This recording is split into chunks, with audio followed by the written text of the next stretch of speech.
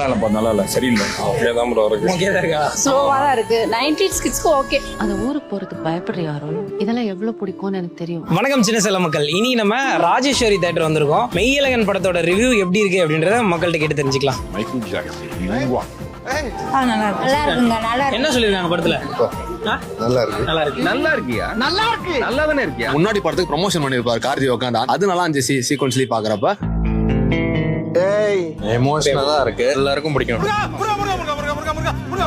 குடும்ப மெய் அழகன் பேருக்கு ஏத்த மாதிரி வந்து படம் வேற எதுவுமே இல்ல. அதுதான். நீ வாழறப்ப என்னைக்காவது நான் குறுக்க போந்துருக்கேன். அடிக்கடியா ஒரு மனுஷன் கிராஸ் பண்ணுவேன். Thank you bro. நன்றி.